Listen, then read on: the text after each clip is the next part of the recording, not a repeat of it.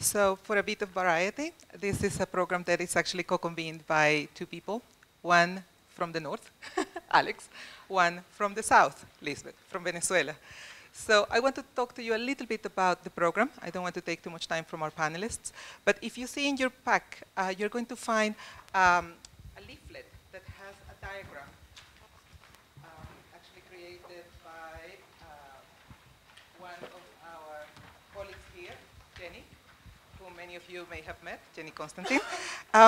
This diagram here reflects what we are thinking about the role of the rising powers in international development. We were interested in finding out whether the appearance of these new actors was actually changing the face of international development. Are there new discourses? We know that South-South cooperation is not new, but it seems to be used nowadays in a more frequent manner. Those new discourses of fraternity, of hermandade, if you're talking about Brazil and some Lusophone countries in Africa, are those new discourses reflected in policy as well? Are the policies for development of these new rising powers changed as well?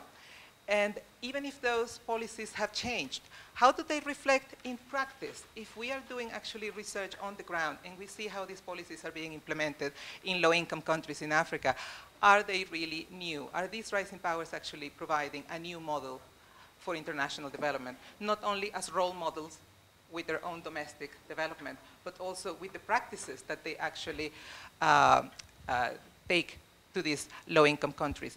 And the reason that we focused in Africa, you will wonder, it's because we were interested in the global role of these rising powers.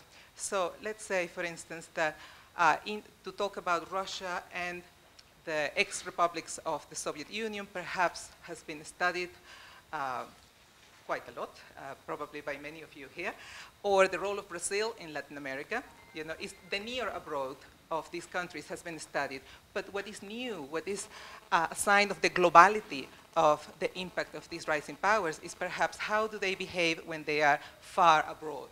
And the far abroad, for 4 of the BRICS at least, not for South Africa, it's Africa.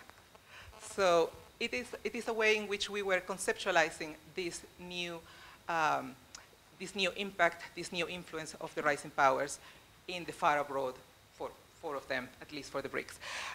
In the future, we hope that we are also going to study the other key rising powers, Mexico, Indonesia, etc. And who knows, maybe here some of you perhaps would like to be some of our partners in this endeavor.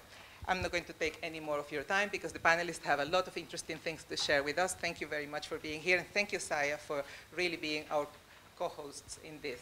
And something that you would like perhaps to read first from these documents here in your memory stick, it's a very recent literature review on how the BRICS are changing international development.